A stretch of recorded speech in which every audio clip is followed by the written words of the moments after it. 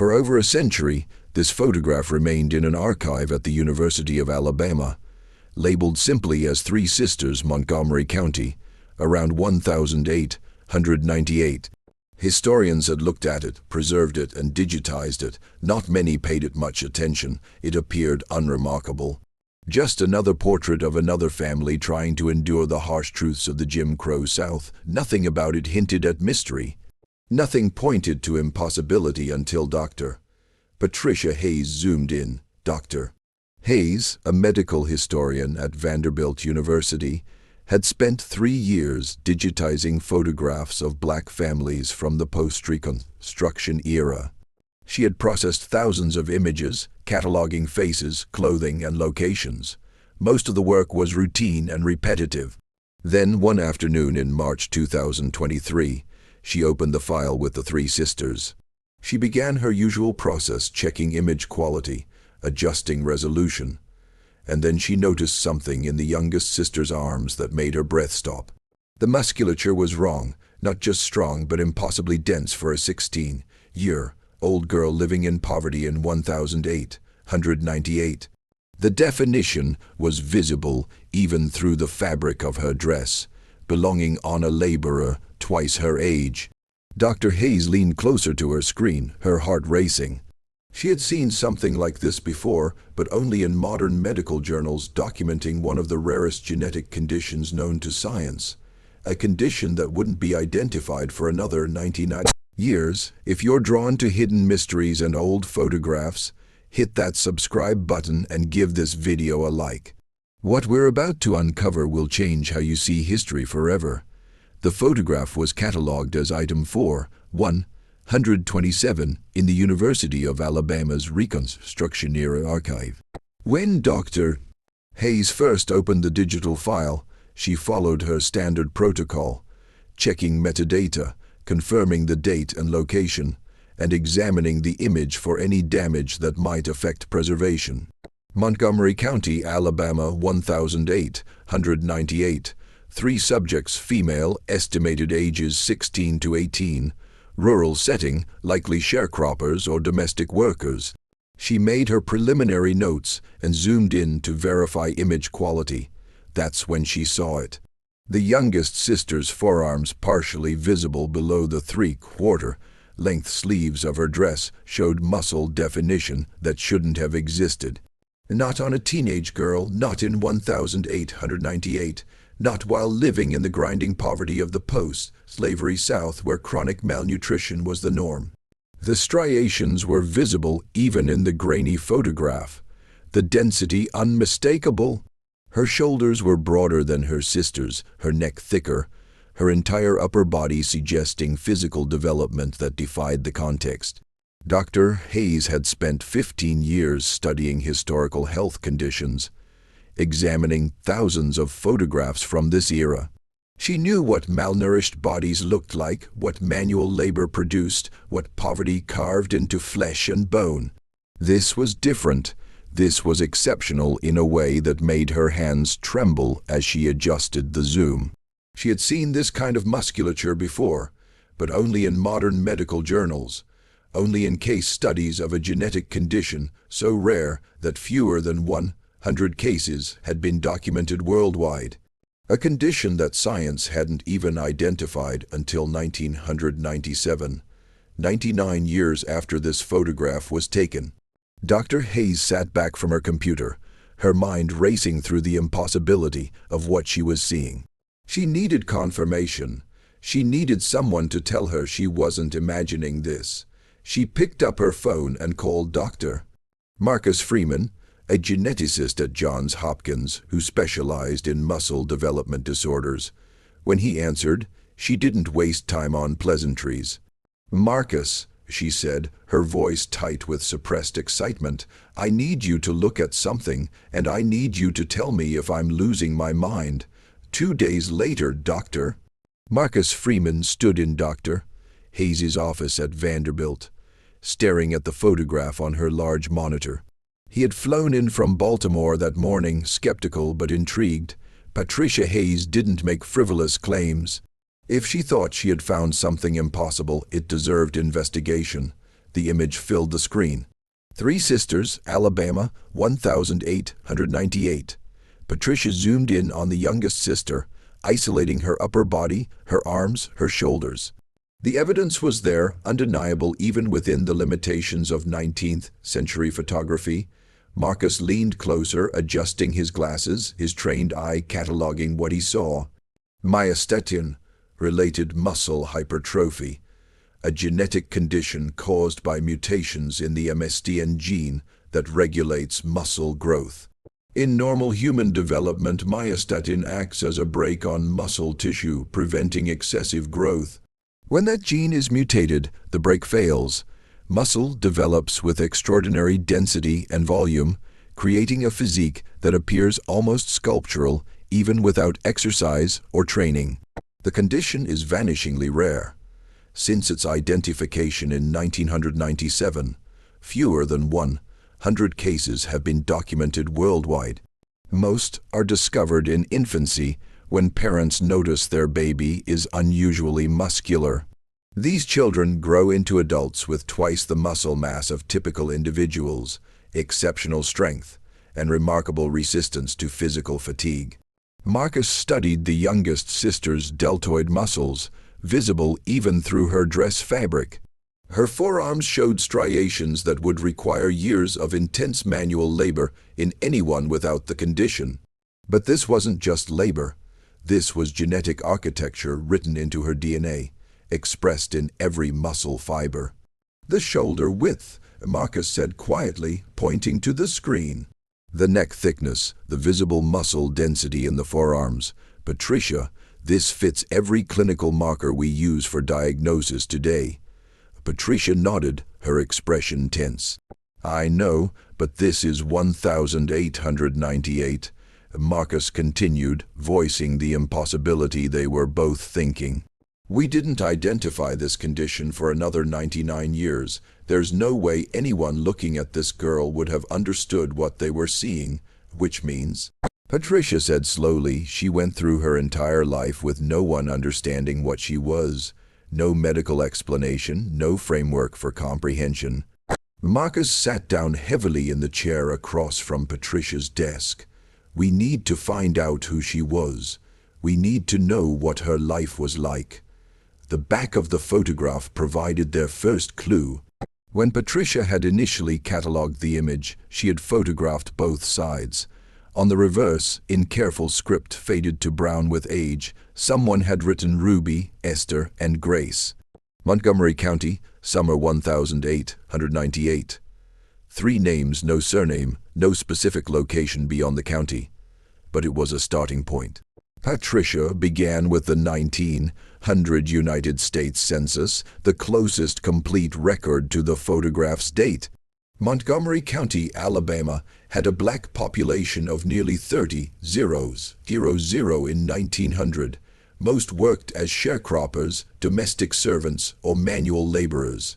Finding 3 sisters with these specific names in that massive population would require patience and methodical searching. She spent 2 weeks combing through digital census records, cross-referencing households that listed 3 daughters in the approximate age range. The work was tedious, eye-straining, filled with dead ends and near misses. Then, on a Thursday afternoon in late March, she found them. A household headed by Caroline, age 42. Occupation listed as laundress. 3 daughters, Ruby, age 20, Esther, age 19, Grace, age 18. No father listed, no other family members in the household. An address on the rural outskirts of Montgomery County near a crossroads settlement called Pine Level. Patricia's hands trembled as she copied the information into her research notes. Grace, the youngest sister in the photograph, age 18 in 1900, which meant she would have been 16 in 1898, exactly as Patricia had estimated. But the census revealed something else, something that made Patricia's chest tighten: Caroline's occupation. Laundress. One of the most brutal forms of labor available to black women in the post-Reconstruction South, hauling water, heating it over open fires, scrubbing clothes by hand, wringing them dry with raw hands hanging them in the brutal Alabama sun, then ironing them with heavy flat irons heated on wood stoves. It was work that destroyed women's bodies. Most laundresses didn't live past 50, their backs broken, their hands gnarled, their spirits crushed by relentless physical demands. Patricia thought about Grace standing in that photograph with her impossible strength. In a family surviving on a laundress's income, a daughter who could lift twice what others could lift, who could work longer without tiring, who never seemed to wear down, such a daughter would have been invaluable. Such a daughter would have been exploited. Marcus began researching the physiological implications while Patricia dug deeper into the historical record. They needed to understand not just what Grace's condition was, but what it would have meant for her in 1898 Alabama. Montgomery County in the late 19th century was a place of rigid hierarchies and brutal realities. Black families existed under the crushing weight of Jim Crow laws, sharecropping contracts that amounted to economic slavery, and the constant threat of violence. For black women, the world was even more constrained. They worked as domestic servants, laundresses, field laborers, jobs that paid almost nothing and demanded everything. Patricia found records showing that Caroline, the girl's mother, had been born into slavery in 1858. She was 9 years old when emancipation came. After the Civil War, she had worked as a domestic servant in Montgomery before moving to the rural outskirts, where she could take in laundry from white families while raising her daughters alone. The records showed no husband, no father listed for any of the girls. The work of a laundress was devastating. Patricia found medical reports from the era documenting the physical toll: chronic back problems, arthritis in the hands and wrists, respiratory issues from breathing smoke and steam, burns from handling hot irons. Most laundresses worked alone, but some employed their daughters once the girls were old enough to haul water and wring out heavy, water-soaked cloth. Marcus explained what Grace's condition would have meant physically. Myostatin deficiency doesn't just create muscle mass. It fundamentally alters metabolism, bone density, and physical endurance. People with the condition typically have extremely low body fat, dense bones that resist fracture, and cardiovascular systems capable of sustaining intense activity for extended periods without fatigue. For Grace, living in rural Alabama in 1898, these traits would have been both a blessing and a curse. A blessing because they made her capable of work that could help her family survive. A curse because they made her visibly different in a world that punished difference. "Think about what this means," Marcus said during one of their research calls. Grace could have done the work of 2 or 3 people. She could have hauled water, lifted loads, worked hours that would have exhausted anyone else, and in a family struggling to survive on a laundress's income, that ability would have been impossible to ignore. Patricia understood what he was saying. Grace's strength hadn't been a gift. It had been an obligation. Patricia's breakthrough came from an unexpected source: the diary of a plantation owner's daughter, preserved in the Montgomery County Historical Society. The diary, covering the years 1899 to 1902, contained scattered references to local black families, including several mentions of Caroline the laundress and her daughters. The first reference was brief, dated February 1900. "Mother sent me to the laundress's cottage to retrieve father's shirts. The youngest girl was there, Grace. I believe she was carrying water from the well with such ease that I could scarcely believe it. 2 full buckets that would have strained our strongest field hand, yet she moved as though they weighed nothing." Patricia photographed the page with shaking hands, physical evidence, contemporary documentation of Grace's extraordinary strength, witnessed and recorded by someone who had seen her in person. But it was another entry, dated July 1901, that made Patricia's throat tighten. "Grace delivered the washing today, carrying a basket so heavy that Thomas, our manservant, struggled to lift it from the wagon, yet she had carried it herself from the cottage nearly a mile distant. I asked how she managed such weight. She only smiled and said she had always been strong." Mother remarked later that There is something unnatural about the girl's strength. I confess I find it unsettling. The word unnatural stood out on the yellowed page. In 1901, in rural Alabama, a black girl with extraordinary physical strength would have been viewed with suspicion, perhaps fear. There was no framework for understanding what Grace was, no medical explanation that would make sense to the people around her. Patricia found more references in local records. A ledger from a Montgomery County cotton gin showed that in 1902, a worker named Grace had been employed during harvest season. Next to her name, someone had written, "Exceptional output, equivalent to 2 field hands, retained for extended season." Marcus reviewed the evidence with growing concern. "They were using her," he said flatly. "They saw what she could do and they extracted every ounce of work they could get." Patricia nodded. The pattern was clear. Grace's strength had been noticed, remarked upon, exploited, but never understood, never accommodated, never valued as anything more than a capacity for labor that could be wrung dry. The more evidence Patricia and Marcus uncovered, the clearer the picture became. Grace's strength had made her useful, but it had also isolated her. In a world where black women were already marginalized, being physically different added another layer of alienation.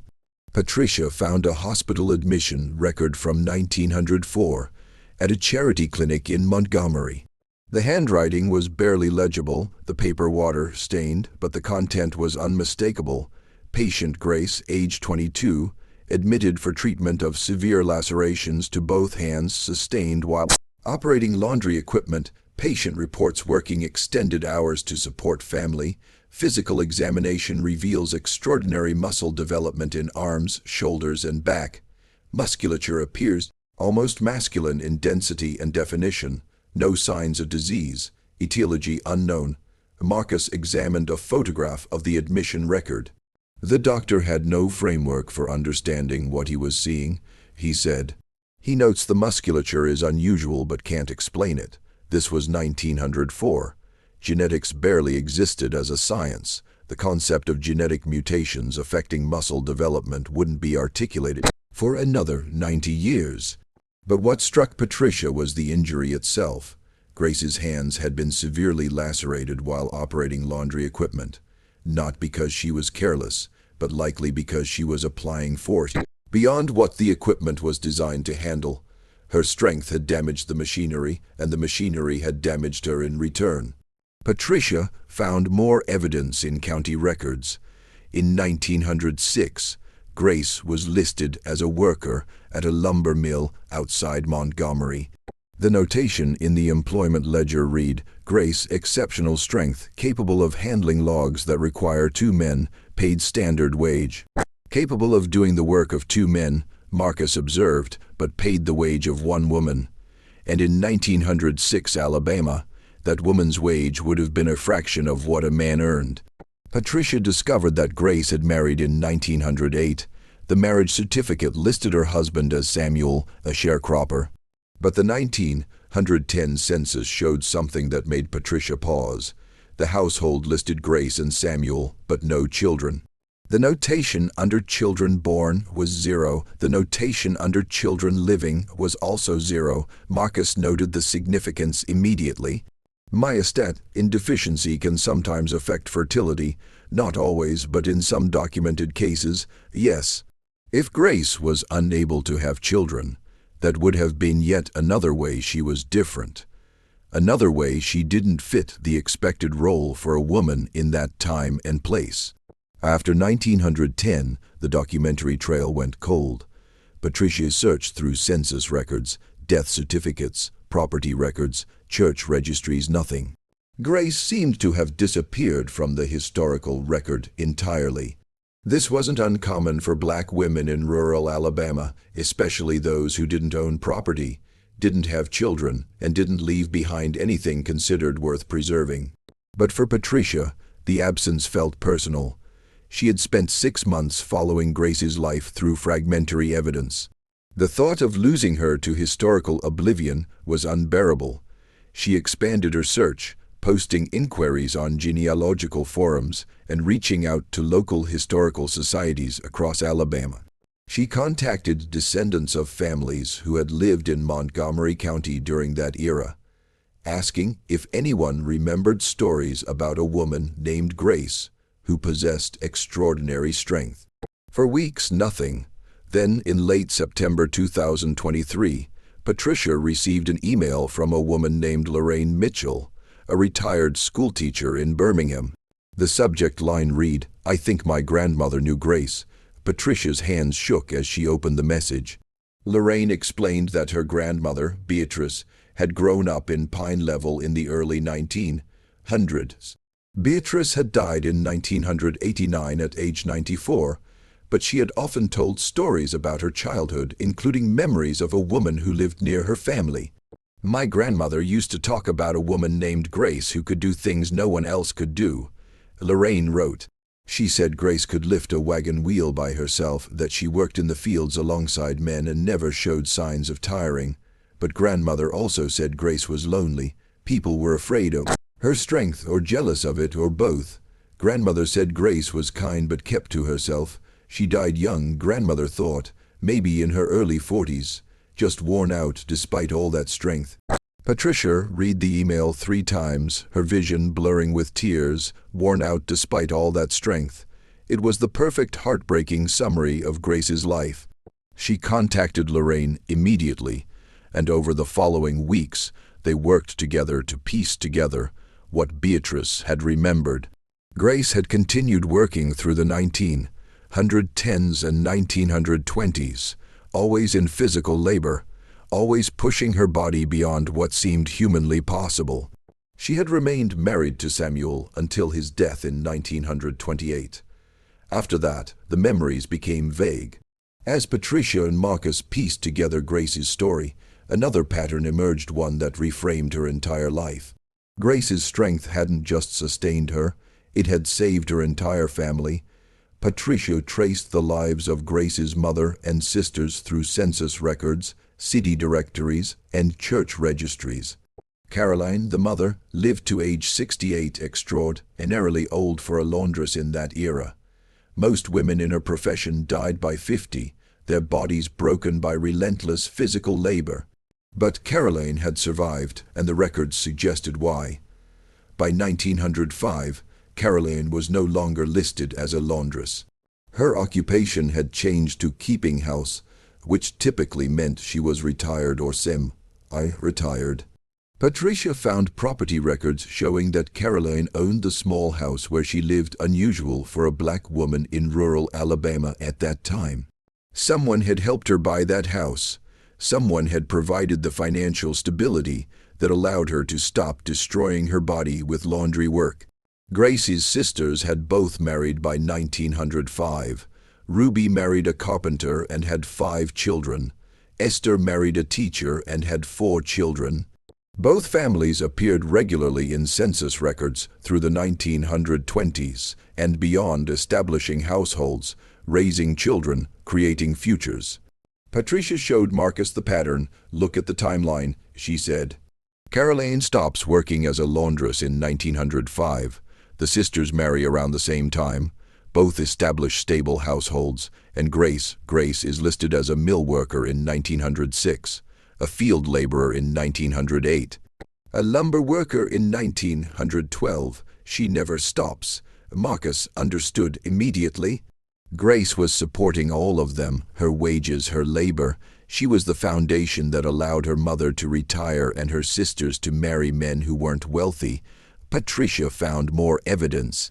Tax records from Montgomery County showed small but regular payments on Caroline's property through 1920. The payments came from an account listed under Grace's name. She had been paying her mother's taxes, keeping the house that gave Caroline security in her old age. She carried them, Patricia said quietly, looking at the photograph again. 3 sisters standing together in 1898. Ruby and Esther standing tall because Grace, the youngest, had carried them through her whole life. She carried them, and they survived because of her. Dr. Hayes and Dr. Freeman published their findings in the Journal of Medical Genetics in late 2023. The paper, titled Historical Evidence of Myostatin in Related Muscle Hypertrophy in a Photograph from 1898, presented the photograph, the historical research, and the medical analysis that supported their conclusion. The paper made international headlines. Medical researchers were fascinated by the possibility of identifying genetic conditions in historical photographs. Historians were intrigued by the window into the lives of black women in the post-Reconstruction South. Geneticists wanted to know if there were living descendants who might carry the same mutation. But for Patricia, the significance went deeper than academic recognition. Grace's photograph had been sitting in an archive for 125 years, overlooked and unremarkable. Now, people around the world were seeing her, truly seeing her, and understanding that her life had been extraordinary. Grace had lived in a time and place that gave her no recognition, no accommodation, no understanding of what her body was capable of or what it needed. She had been strong in a world that punished strength in black women, that exploited their labor and gave nothing in return. She had carried burdens that would have broken others, and she had done it in silence because that was what survival required. Marcus noted something else in their follow-up research. Historical records showed that Grace had helped her family survive. Her mother, Caroline, lived to age 68, exceptionally old for a laundress in that era. Her sisters both married and had children, establishing families that continued for generations. Grace's strength had bought them time, security, and survival. She was the reason they made it, Marcus said simply. Without her, that family doesn't survive the turn of the century. She was their foundation. Patricia thought about that photograph again. 3 sisters standing in front of a White House in Alabama, 1898. Ruby and Esther standing tall because Grace had carried them through. The revelation transformed how Patricia understood the photograph. It wasn't just 3 sisters posing for a portrait. It was a record of sacrifice of extraordinary strength, used not for personal gain, but for family survival. It was a testament to a young woman who carried the weight of an entire family on shoulders that were genetically designed to bear impossible loads. And it was proof that sometimes the most extraordinary stories hide in plain sight, waiting for someone to look closely enough to see them. The photograph of Ruby, Esther, and Grace now resides in the Smithsonian's National Museum of African American History and Culture, displayed as part of an exhibition on black family life in post-Reconstruction South, but its label tells a different story than most archival photographs. It explains myostatin deficiency, describes Grace's likely experience, and honors her as one of the earliest documented cases of a genetic condition that science wouldn't identify for another century. Lorraine, the schoolteacher whose grandmother had known Grace, visited the exhibition in early 2024. She stood in front of the photograph for nearly an hour, studying the face of the youngest sister. Later, she told Patricia that seeing Grace honored in this way felt like closing a circle. My grandmother said Grace never complained, never talked about how hard her life was. Lorraine said, she just worked and helped and kept going. I'm glad people finally understand what that meant. I'm glad she's not invisible anymore. Patricia returned to that photograph often in the months after publication. Each time she noticed something new. The way Grace's hand rested protectively near her sister's shoulder, the slight tilt of her head that suggested both strength and gentleness, the eyes that looked directly at the camera with an expression that could be read as defiance or simply presence. Grace had lived 30-something years in a world that had no language for what she was, no framework for understanding her body, no way to honor her strength except to exploit it. She had survived by working harder than anyone thought possible, and she had paid the price with her health, her relationships, and ultimately her life. But she had also left something behind. Not children, not property, not written words, but a photograph. One image captured in a moment of stillness in the summer of 1008. 198, that would eventually tell the world who she was. Dr. Hayes often thinks about the odds. What were the chances that this one photograph would survive? That it would end up in an archive Patricia happened to be digitizing? That Patricia would zoom in at just the right moment and see what no one else had seen? Maybe it wasn't chance, Marcus suggested once. Maybe Grace wanted to be seen. Maybe that's why they paid for that photograph, even though it cost money they didn't have, because on some level, they knew this moment mattered. Patricia doesn't know if she believes that. But she knows this. Grace stood in front of that camera in 198 in rural Alabama, in the heart of Jim Crow America, and she let herself be captured exactly as she was: strong, different, unbreakable. And 125 years later, the world finally looked closely enough to see.